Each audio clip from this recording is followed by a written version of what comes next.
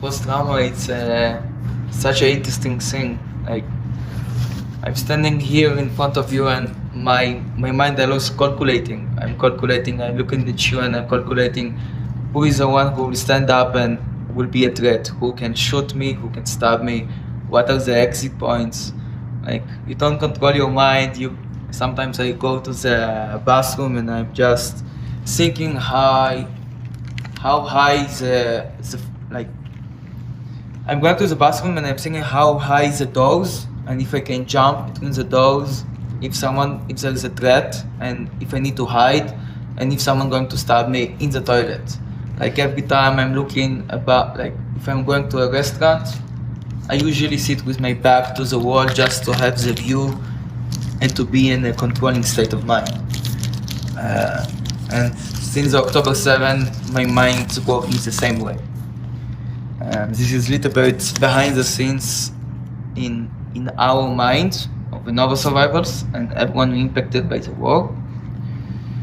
My name is Inor Kagno. I'm 27 years old. I was the main photographer at the Nova Festival. I was managing the approximately 18 photographers, and 3 of the photographers was my photographers, my protege. Some of them, one of them is still fighting in the army. The second one, she's in severe PTSD, and she's kinda didn't get back to life. And the third one, Yoni, is get killed. And next to that, my mission today is not only to talk about the horror stuff and the bad stuff and the terror. I will share my story, but more importantly, I want to show you there is also light in this terrible story, and there is hope and resilience and how we get united. I hope that you will forgive my accent. I know it sounds like don't mess with the Zohan. And if you don't understand something, please ask me. I usually love also to do Q&A with the people and to interact. Also because of the accent and because you also have questions. So I think besides my personal story of survival, feel free, raise your hand and ask anything. I want to share with you the behind the scenes, what's happened and how we as Nova survivors look at that, and to give you a little bit more perspective on like how to deal with trauma and what we experience and the stuff that don't tell you in the news. For me, it's important to tell the story of my community, and that I think that most people doesn't even realize. So today in my speech, I will divide it in 3 subjects. The first one, I will give you the before. I talk a little bit about music, a little bit about my life and what's happened before. Then I will talk to you about like what's happened after 6/29 and my survival story, and a little bit story of my friends who some of them survived and some of them not. And in the end, I will try to share with you like the light. In front of all this darkness, there was a lot of light, there was a lot of unity, there was a lot of hope. In my perspective, I saw a lot of positive stuff happen after October 7, and I would like to share that with you and how you can invest, what you can do now 2 years after. I also, it's a little bit emotional for me. It was 2 years ago, and the logic says that the more time goes, it will be easier. And like this year, it's kind of harder for me to talk. It's becoming more and more emotional. So forgive me if I will, it will take me a little bit time to handle myself. Yeah. So, approximately 60,000 years ago, when we were cavemen, we were sitting next to a fire, and someone took a stick and started hitting a rock, and this is how the beat was created. And someone who took a bamboo and started whistle inside, and this is how the note get created. And like, kind of by mistake, this is how the music was created. And with the time, a lot of tribes found that when you listen to music and you dance to music, you can go to higher spiritual realms. And this kind of mindset of music and dancing, this is the core value of the Nova community, of the Psytrance community. Please raise your hand if you know about Coachella. You know what it is? Okay. Nova Festival was not like Coachella. It was more close to Woodstock 69 and Burning Man combination. Okay. It's very important to understand that because we actually share the values of love and freedom and like free love. It's very hard to explain to people what it's meaning to be on the dance floor with people and to be in a spiritual realm when you kind of forget your future, you forget your past, you forget your name, you forget your ego, and you just in the moment. You fell in love in the being of just being here. It's like, we're also saying it's like a synagogue for us to go to these type of festivals. It's not just young people who are going to drink some alcohol and getting fucked up and to listen to music. People finding God in this type of psytrance festival in the Nova community. I find God in this realm. Like a couple years before I went to the festivals, I was an atheist, and in these festivals, in these spiritual realms, when you're dancing and feeling God this love and connecting to the music, there's no words inside. It's something that really, it's one of the most precious feeling that you ever can imagine. So this is a bit background about what's happened. A little bit about me. My name is Inor. I'm 27 years old. Originally I'm from Toulon, and for the last 5 years I'm living as a nomad and adventurer. It's meaning that most of the time I am living outside of Israel and I'm searching for adventure. I was going 19 days alone from the border of Lebanon to the border of Egypt. I was going to the Amazon jungle for 14 days without food and water to see how they are living, the tribes. And I was doing that for a couple of years. With the time, I pick up the camera and I start shooting a lot of things. And then I found this type of festivals. And I found my home. And when I'm saying my home, it's like, it's my synagogue, it's my spirituality, it's my tribe, it's my family. Like, you can go to these festivals and like, you can, how to say it, like, even if you don't know no one, you're feeling so much security, so much love, that if you're feeling sick, always people will help you. If you need water, they always give you. It's very common to go to these festivals and people just ask you to come to the camp and to give you food and water and drink with you. And like, this is a true love your neighbor mentality. The same mentality on October 7, it was the same mentality that people in the bomb shelters were kind of jumping on grenades to save other people that don't know, because it's actually love your neighbor. And in Hebrew it's ואהבת לרעך כמוך, and this is part of our core values.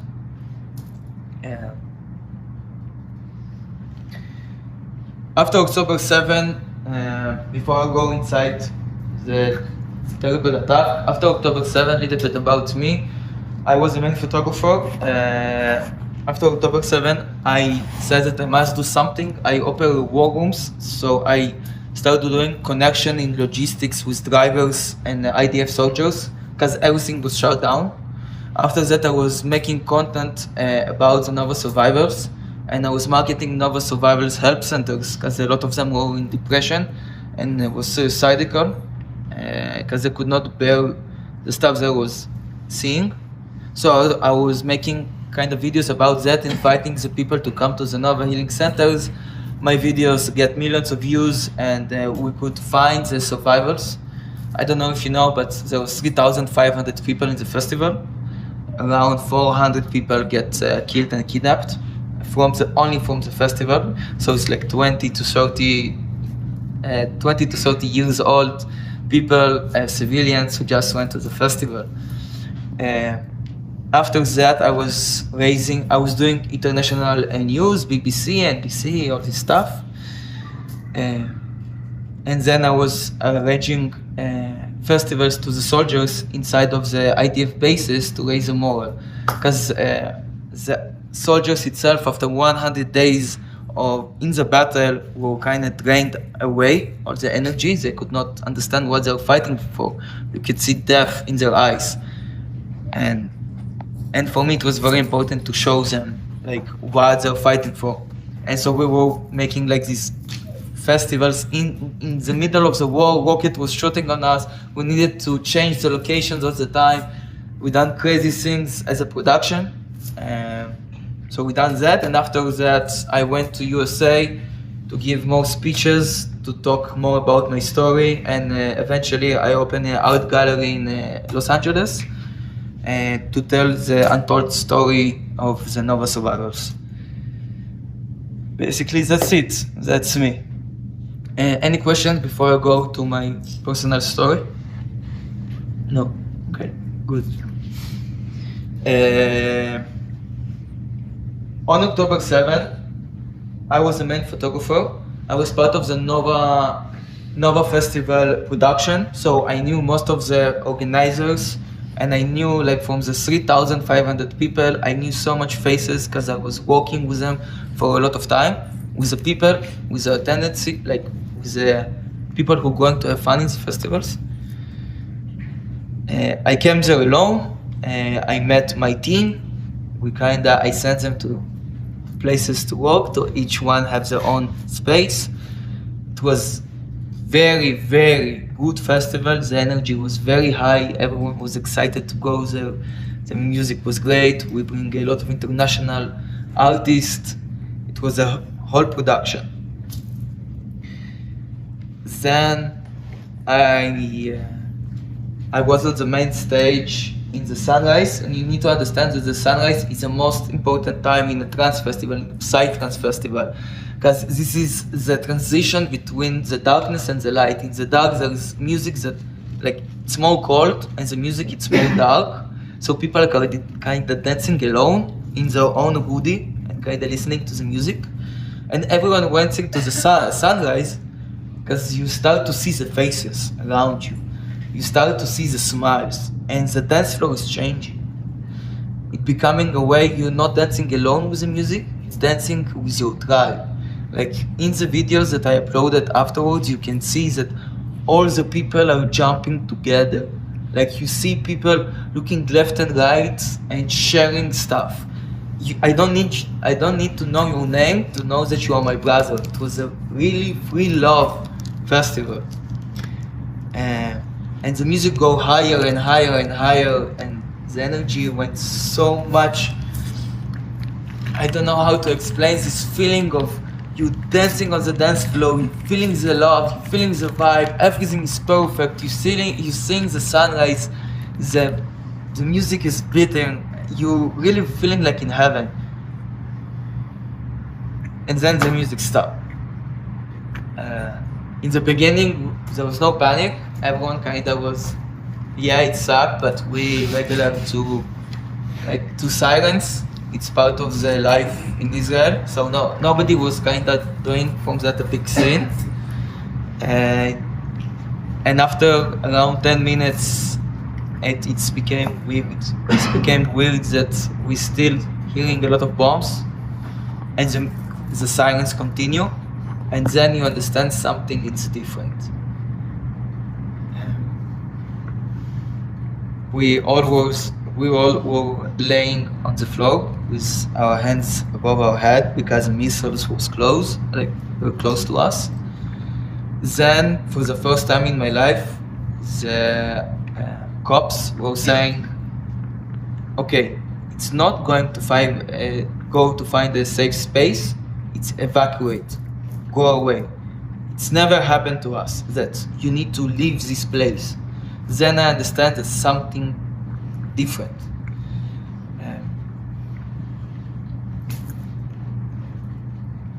Who of the crowd have kids that playing video games? Please raise your hands. Okay, good. Have you heard about the game Call of Duty? Yeah. Good. Unfortunately, I could not go combat because I had brain tumor when I was young in my head. But I was playing a lot of combat games. And every person who playing combat games knows there is a couple types of shooting the gun. There is automatic, half automatic, and single. Yeah. Sorry for my English. What's happened? We started hearing guns, and I could hear the gunshots, and I was understanding it was not the IDF, because IDF usually shooting like ta ta ta, like bullets that are going like very precisive, 3 bullets at a time. But I was hearing from far away, like from very, very far away, and I could understand that something is different. And most of the people stayed on the festival. In this moment, I said, I just go to my team, think that everything fine. I ask everyone to evacuate from my team. There was a big mess at the festival, and I get into my car and I get away. The festival was 3,500 people. It's around 2,000 cars, and there was a big jam in the highway next to the festival. But the jam happened because people was getting away from the festival.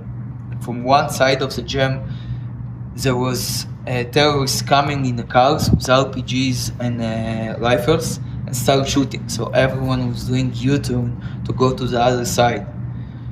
The problem, and a lot of people could evacuate. The problem is that after a while, a couple tens of minutes, there was another car with terrorists that was kind of blocked that way. And what happened, they closed us in this highway. So from one side there is the festival, there is a highway, and it gets blocked, and there is only the fields.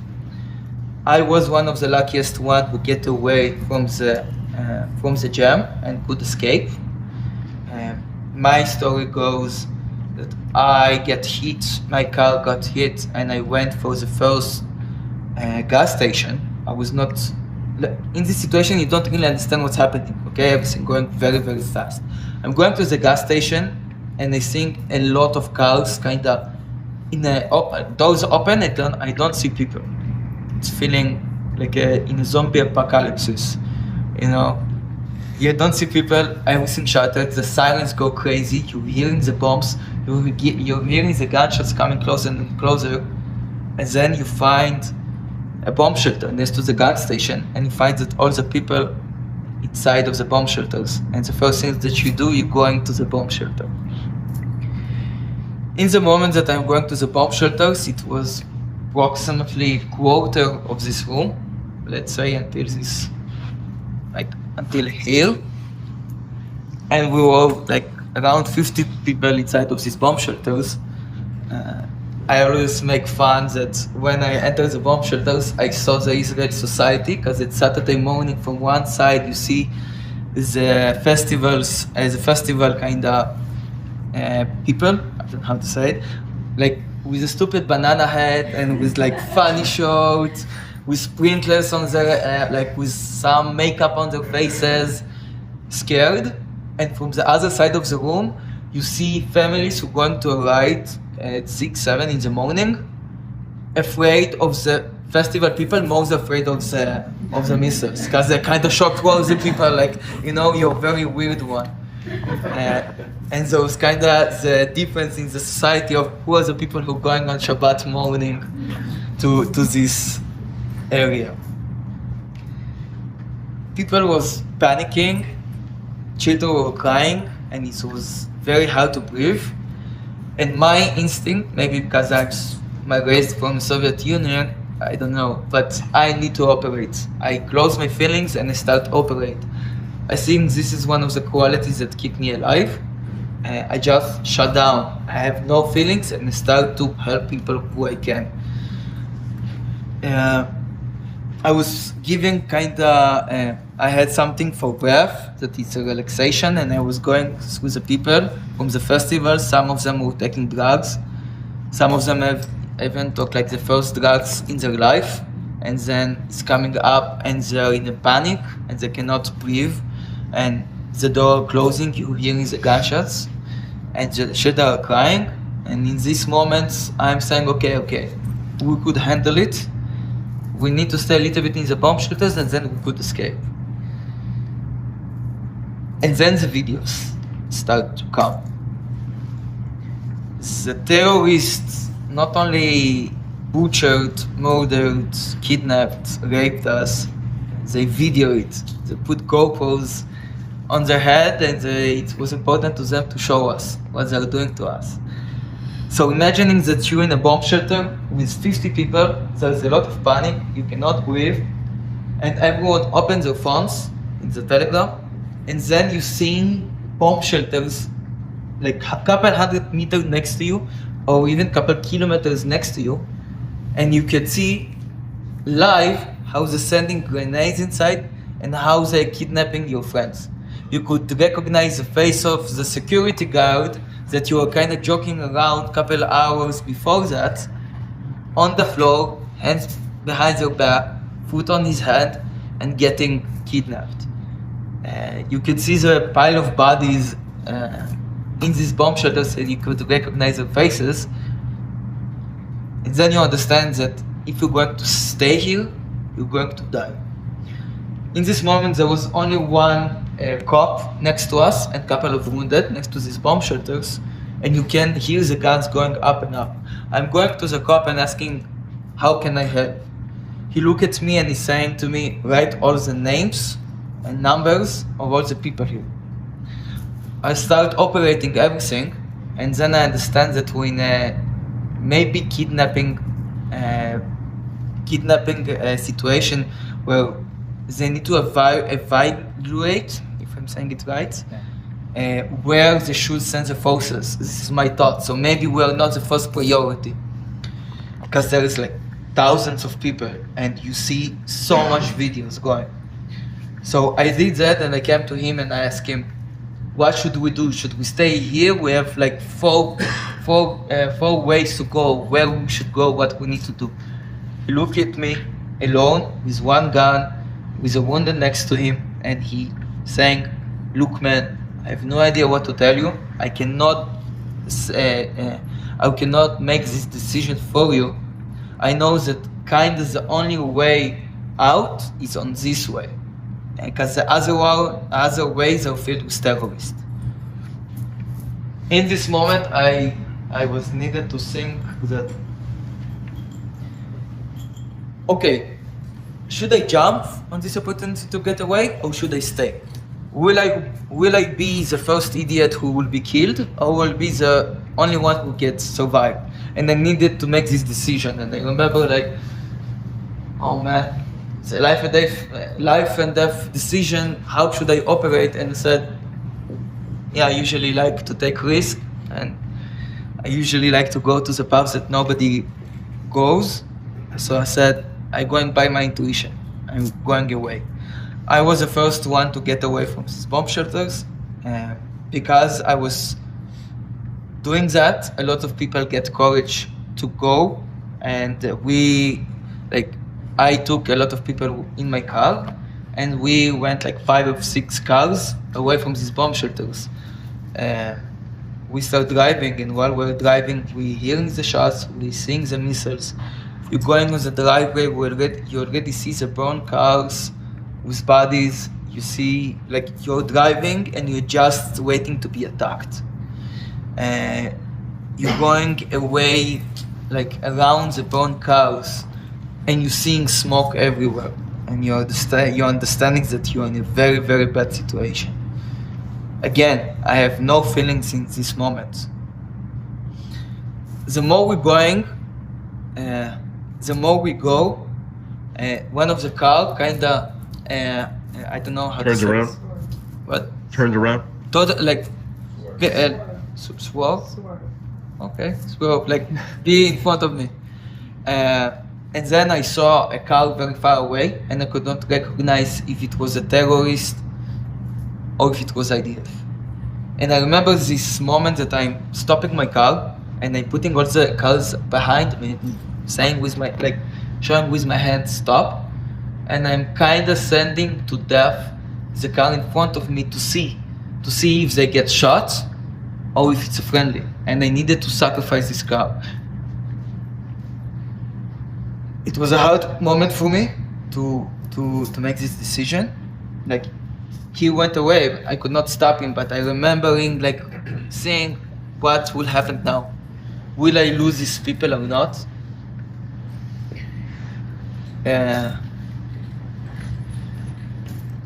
This was an IDF jeep, and what's happened is sent to us go to the kibbutz.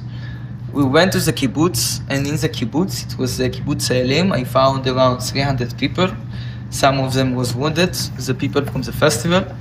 And these people from the festival are the one who escaped the jam. And in the jam, you see the bruised, and what's happened? They went, the jam, so it's very hard for me to speak after so much time. It's emotional for me. These kids who was stuck in the jam, stuck running away, and they went on a field, and it was an empty field. And while they are running, they see the terrorists behind them, setting RPGs and shooting on them. And there is a famous videos of like hundreds of people running, and they are just shooting them like ducks. Like I had friends running, and they're looking to right and left, and they're just seeing their friends fall, like get shot in the head and fall. Like there was not, so the terrorists was not searching, they were not asking questions, who is a Jew, who is not a Jew, who is Israeli. They were shooting everyone. At the Nova Festival, there was around people from 40 countries. It doesn't matter who you are, they were just shooting everyone. The one who survived and getting to the kibbutz, we were giving them medical care, and then in the kibbutz there was maybe 4 civilians with guns, and I came to them and I asked them, guys, what should I do? Like, how can I help? They look at me, they saw that I was kinda in a position to be effective, because most people was just in shock. And they tell me again, take the numbers and the name of all the people here. So there was like around 300 people. I start managing the situation. I go to the first person that I saw that can handle the mission, and I just said, okay, I was yelling, all the men go down of this building, all the girls go up to the second floor, and we start taking the names and numbers of everyone. In this position, I was the only authority. In this kibbutz. So all the military people went away. All the military civilians, like not the military, the civilians with guns, went away to fight, and there was no one in the kibbutz, no one to talk to. And I was feeling responsibility because I was part of the production, and I needed to do something. So I was operating that. And people know me because I was known photographer in this festival. So I was the only authority, and I was taking all the girls just to write the names and numbers. And then the horrific stories came to me. People came to me to search help because there was a crisis. And I think in this moment, this is the main reason why I'm not sleeping at night, and I think most of my trauma. It's because people will come to me and they were coming to me, like some girl come to me, she's coming to,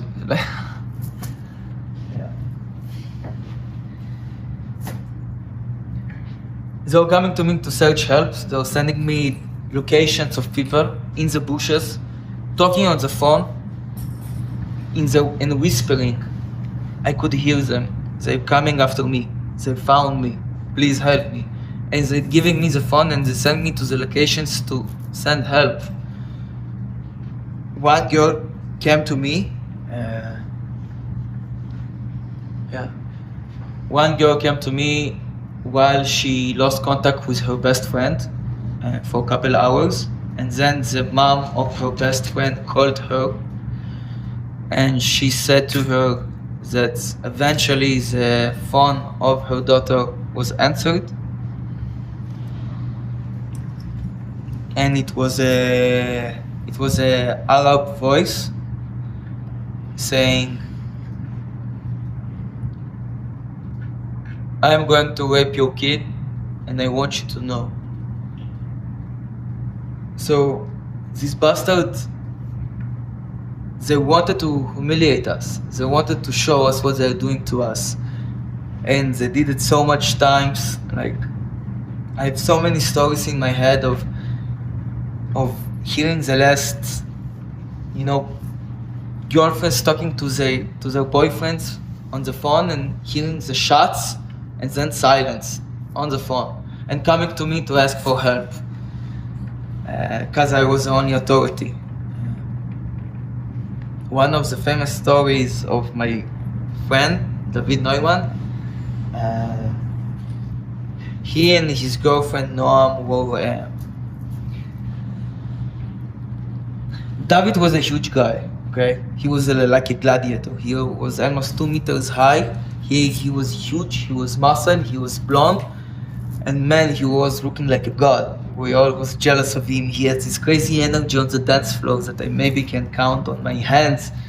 How many people I met who are dancing like warriors, with all the spirit, and he was like that. He and Noam was my friends that we met in different festivals, and Noam was the artist. She was painting in the festival. When everything happened, they were hiding in a dumpster, in a commercial dumpsters. And I remember Noam telling me the story that when she and David in the festival, hearing the shots and seeing the bodies and needed to hide, and they needed to choose left or right, which dumpster to take, left dumpster or right dumpster, David wanted to take her to the right dumpster. And she said, no, my intuition saying, take us to the left dumpster. They were hiding in the dumpster for a while, and there was one time the terrorists find out about the people hiding in the dumpsters. So they just came. There was around 10 people in each dumpster. On the right dumpster, they take a grenade, they just throw inside and blew, and nobody survived. And in the left dumpster, they just showed and start shooting. The moment they start shooting, David saw that, and by instinct, he just took Noam like that and threw in her back. David got shot in his chest and fell on Noam. Noam got shot on her ass, and for around 8 hours, Noam was buried under David's body. She heard his last breath. She was hiding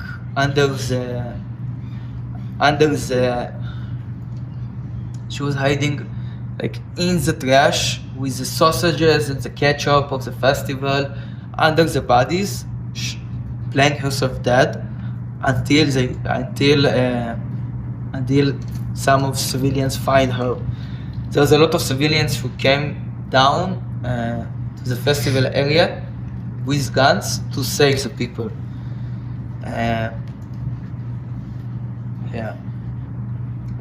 Another story of my friend, of Dor Kapach and Lilush.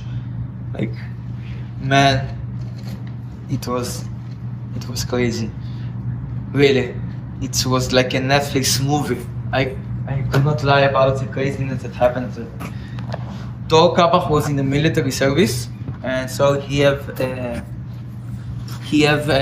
background when the attack happened. They were in the festival. He is a masseuse, so he giving massage to people. So he stayed extra time to close his stuff, to close all his equipment. What's happened in the festival? The terrorists come and start shooting, and they're trying to escape. They get into the car and they start driving away. The terrorists saw that, going after them, shooting in the window.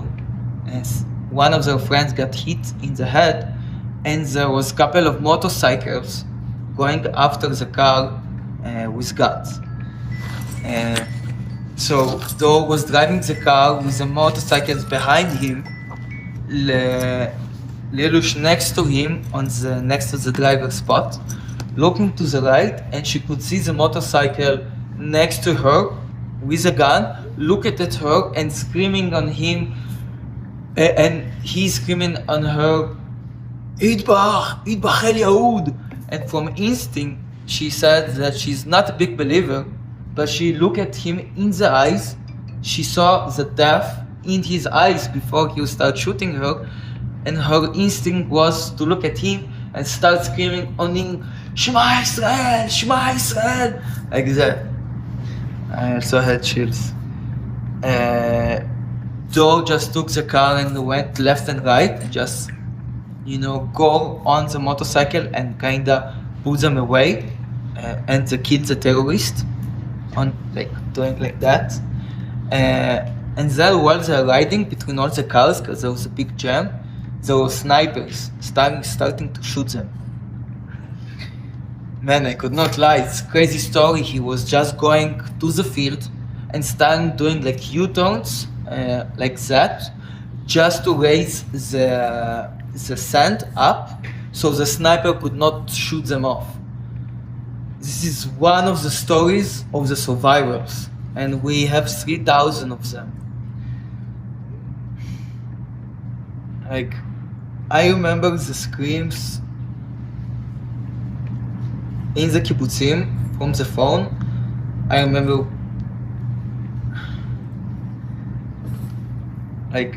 the people coming to me to ask help and kinda telling me the stories of what's happened, and they're saying how the people get kidnapped, and some of them were kinda hiding in the bushes for a couple of hours before they come to the kibbutz, and they could hear how the terrorists was choosing which one they want to kill, which one they want to kidnap, and which girls they want to rape.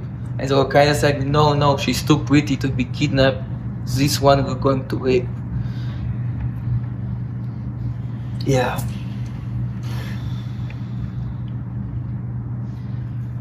Around 4 o'clock in the kibbutz, after dealing with everything, I was trying to manage the situation. I was trying to put the pinpoints as the location of the people who needed to get help, to rescue, and I was sending to the military forces. Of course, nobody responded. The cell phone was out, no cops, no ambulance, no IDF, you see no one. Around 4 o'clock in the afternoon, there was a couple soldiers coming to the kibbutz, and said to us, we found one way to evacuate all of you. And in that way I was rescued. I just get in my car, take people inside in my car, and was driving away. I remember that adrenaline rush was going down, and you're just getting to being shot. You're driving on the car and you're looking left and right, and you start to be sleepy because you have not slept for 36 hours. I was one of the first ones to get into the festival. And I just remember driving with the car and watching the mountains, and from which mountain I will get the RPG shot. And for driving like that for 2 hours around all the deaths that we experienced. Yeah. So this is shortly my experience from the October 7th, from our friends. And I know it's terrible and there is a lot of darkness and we get butchered. And with all of that, I must say that there's also good stuff that happened because of October 7th. Everyone talked about October 7th, but nobody talked about October 8th. On October 8th, there was no more left and right. We get united. And when the army shut down, the government shut down, no one answered our phone calls. All society become one. All the people raised the money, going down to the Gaza Strip, giving the soldiers the equipment. Everyone volunteered, and it was amazing how we get united. And in the first week after October 7, it was amazing how the Jews from diaspora, the Jews from America helped us, and I even say saved us, because we were in a bad situation, and we get so much help from you, by sending equipment, Because I was working with suppliers to send to these IDF soldiers. We get so much help from you. You basically saved us. And I really cannot say thank you to you for doing all this stuff. It was amazing. One of the questions that I was asking after October 7, it's why it's happened. Like why it's happened to us. And one of the interesting stuff that I understand, it's kind of hard to talk on this day. Someone have questions before I continue? No. Yeah, I have a question. So, we know that people who resided in the Gaza envelope were very liberal towards the Palestinians, and they would escort them in to hospitals, and they took them into their families. And at the Nova exhibition that they had in Los Angeles, a lot of these young people who had been, maybe they said that they were Nova survivors, they didn't move to the center politically. How do you feel about that? What do you mean? I'm saying that they didn't, because they were betrayed essentially by people who they helped. Okay, so this okay, so you're saying. You say everyone united, but are people uniting now in the center? You know, politically center? You're talking about the first year, what's happened after the war? I'm saying in general, where the Israeli society is, but particularly the people who are very pro-Palestinian.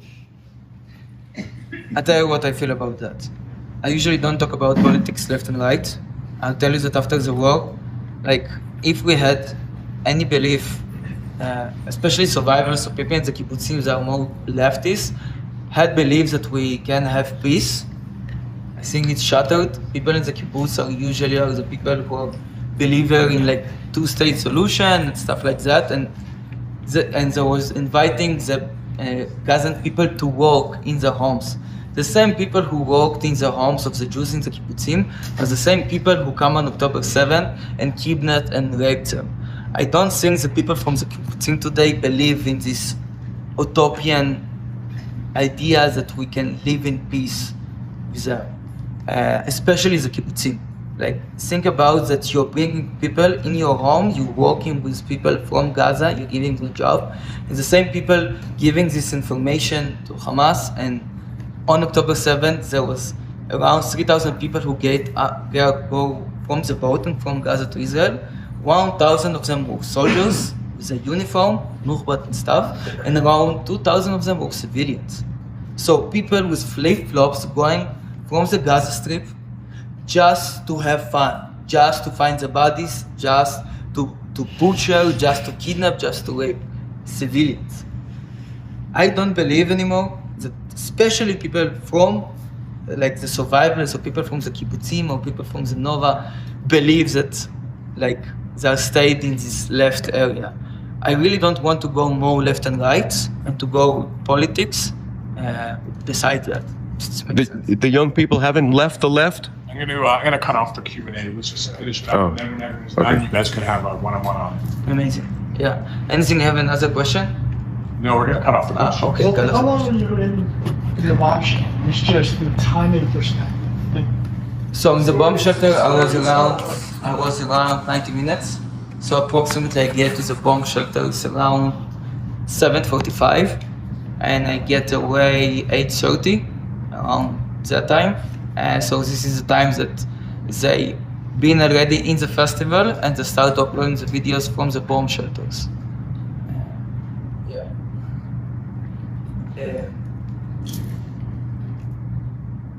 If I can give you one thing from all that, I was asking myself why it's happened to us and why historically it was happened to us. Like, why we had the Egyptians, we were slaves to the Egyptians, what Nazi Germany, the Ottomans, so many tribes and cultures tried to conquer us, and every time we survived it and we prospered. And today, when I'm looking at what's happened on October 7th, I really believe that we will survive it and will prosper. If after the Holocaust we survive and prosper, I believe, I don't need confidence, I have experience. I'm looking at the history and I'm believing that we could have a better future. I believing that we are getting more united. I believing that we are getting more in our faith and in our spirituality to move forward from this point. Yeah. Sorry, I'm having right now a little bit emotional breakdown. Yeah.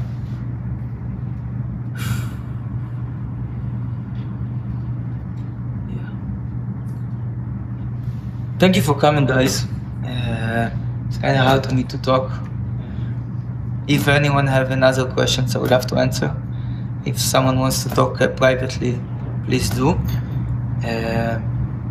Thank you so much for bringing me. It was a pleasure. It's really an honor to be here. My life changed after October 7. I think all of our life changed. I think a lot of people wake up on October 8 and they kinda, I remember they're Jews. I was going a lot to giving speeches and a lot of people was shocked what's happened after. Like they wake up and then the neighbors doesn't want to talk to them. Kids in high school getting like bullied, especially in America. And it's very hard to see that. But I also saw a lot of like unity, and I'm seeing like a lot of hope when we're together. We're getting so much together, as when we run alone, we run very fast, but when we run together, we run very far away. And I think because we are united, I was asking myself like, why we survived, why it's happened, like why humanity works like that, and why it's happened to us. And then I was digging a little bit in history, and I found that we had like 7 types of humans. We have Homo sapiens, we have Neanderthals, and we have a couple more. And then I learned that we were not the smartest, we were not the strongest, we were not the fastest. So why our type of humanity survived? And then I found out it's because of the community. Because when I'm sleeping and when you are protecting my family, and where you're going to hunt, I'm protecting your family, we're together. And I really believe that this is the stuff that kept us fighting on October 7 and October 8. Only because we get united, and only because we're together, we're stronger. So we're such a small nation, and only we're together we can deal with billions of people against us. And we survived so much because of that, because we know how to be together, because we have the holidays, because we remember our faith, because we're connected to ourselves. I think one of the things that death teach me is to appreciate more life. After I saw death in my eyes, I must only ask you to properly live life. And if you have if you have anything that you are debating, if you should jump to the opportunity, and if you're afraid to do something, please do it. Please jump on the opportunity and please take the risk. Because a lot of us cannot do it anymore. And a lot of my friends who are 20, 21 years old, like, they was in the beginning and had so much dreams and cannot like continue the life. And I think the only thing that would make them happy is that we will not focus on death, and we will continue living, and we believe to actually live, not only exist, to take risk, and to search as much possible moments of life as possible. Yeah, I think that's it.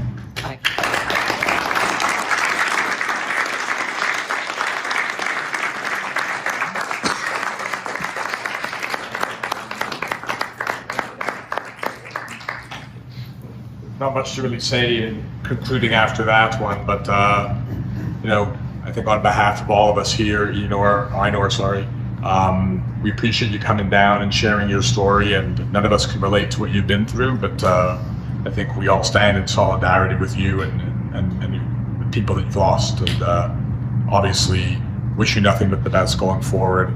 I'll just wrap it up really quickly. Just a quick story on my end to put an end to everything here today. And this summer I spent some time in Europe. I was in Spain. I was in a coffee shop, and I was just kind of doing a bit of work and some emails and some calls. And on my computer it says "Bring them home now." There's a sticker and an Israeli flag. And I'm sitting at a communal table, and this family comes in, orders coffees, and sits down. And they're like, "Are you from Israel?"